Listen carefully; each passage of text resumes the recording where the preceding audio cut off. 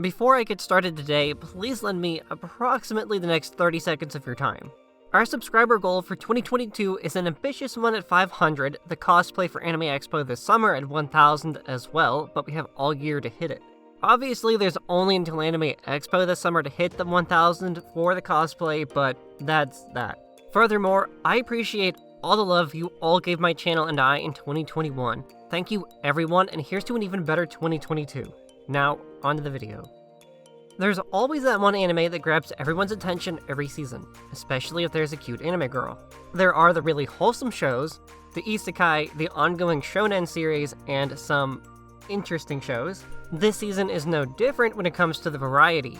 Though we have two isekai where the main character reincarnates into a cute girl, but I digress. Other than those, what else do we have? Let me rephrase that. What am I going to talk about? My dress-up darling, of course, and what a unique anime this one is. Granted, it's nothing like the level of weird that Redo of Healer was, or that World's End Harem is, but it definitely still has its moments. To sum this anime up, Wakana Gojou has a passion for decorating and dressing Hina dolls, a pastime passed down from his grandfather. He's not your typical high school guy though. He can sew, his knowledge of fashion is incredible, and he's a very modest person. When he meets a girl, Marin Kitagawa, she is stunned by his sewing abilities and quickly gets right to the point. Cosplay. Marin asks Gojou to help her become Shizuku-tan from the game Slippery Girls 2 as their bond quickly grows to something more than just regular friends. This anime is literally just as crazy as the synopsis sounds. The fact that Slippery Girls 2 is an erogy game makes it even better.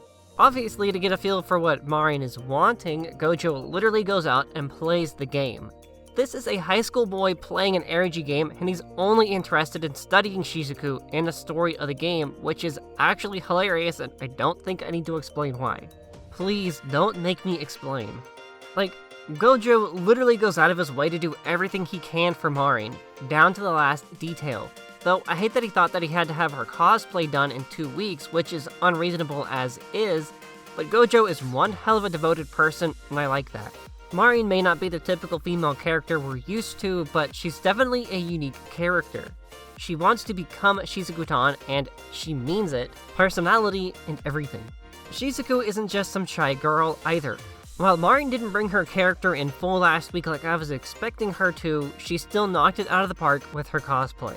Honestly, I think she even surprised herself at how big of a hit it was. With some of those general thoughts out of the way now, I want to move into some of the background stuff that I found important. First of all, Gojou's devotion to finishing Marin's cosplay on time for the coming convention is incredibly noteworthy.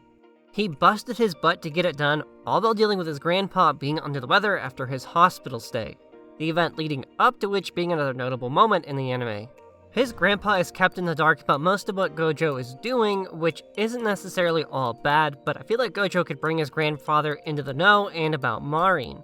While I feel bad that he hurt himself, the misunderstanding surrounding the lace stockings was actually pretty funny. The next important thing that I found noteworthy was Marin's misunderstanding.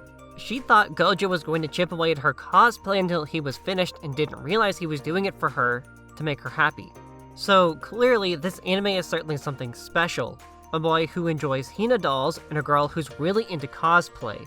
These are two hobbies that are not normally shared among people in the public realm, especially in some parts of Japan, despite it being the cultural hub of it all. Just look at Akihabara. My Dress-Up Darling has captured a wide audience since episode 1 began airing last month, Marin herself quickly rising to supremacy status among anime Twitter users, but I think that's because she has such a genuine personality. She's not faking her hobbies for attention, nor is she afraid to express herself in the ways she sees fit, which is refreshing. I can't say the same thing about Gojou, but his character is 100% genuine as well though. He's a little more wary of what the world around him is going to think if it gets out he likes Hina dolls and has such feminine skills, sewing, stitching, fashion, etc. But again, that's where this anime differs. We have two highly unique hobbies, passions, and two crazy special characters, and I think they fill a hole in each other's hearts. Marin just wants someone who will help her with her cosplay, while Gojou wants to be able to hone his Hina doll skills. The two are literally a perfect match for each other, only further cementing this anime's top spot week to week. What's more is that this anime knows how to implement those levels of absurdity. We literally have Marin teasing Gojou about taking her measurements and semi-flashes him. She's wearing a bathing suit underneath. All the while, Gojou is literally about to have a heart attack, having to get so close to a girl like Marin. Taking your own measurements can lead to skewed and inaccurate results, which is why Marin has Gojou take hers. It's definitely within the realm of absurd comedy, teasing a guy who wants nothing more than to respect you and do you this giant favor in return for absolutely nothing. You've also got the scene with the stockings that Gojou's grandpa sees, thinking they were for Gojou, which surprises him. Surely my grandson can't be into this kind of thing, that would be absurd, type of thing. Society has a funny way of deeming what's acceptable and what is unacceptable. To quickly break it down though, girls can wear guys' clothes, but guys can't wear girls' clothes. See the double standard? There's this subtle hinting going on here, changing societal norms. Another reason this anime is so highly acclaimed this season. Other than all of that, there's also the incredible animation that is propelling my dress-up darling to its top spot as well. While Marin's smile continues to creep me out, I do enjoy the expressive personality she has and the way the animators were able to capture that. Gojou is kind of the same way, but his modest nature has him in more of a supporting role versus Marin's hero of the show role. Heroine in this case. We keep getting these eye candy shows, and if this anime is remembered for literally nothing else, it'll be remembered for its outstanding art style. But who's going to forget this?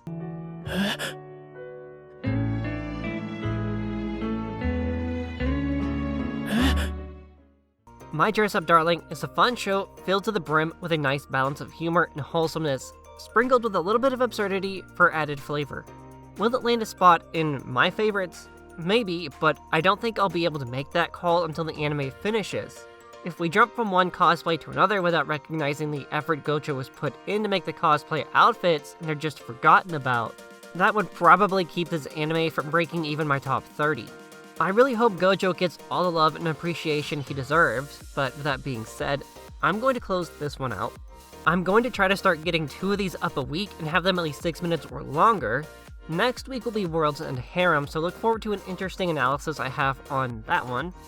Lastly, sub goals and Patreon are set, and if you're looking for something unique, check out my Lost Christmas and VV Florid Ice song videos from December.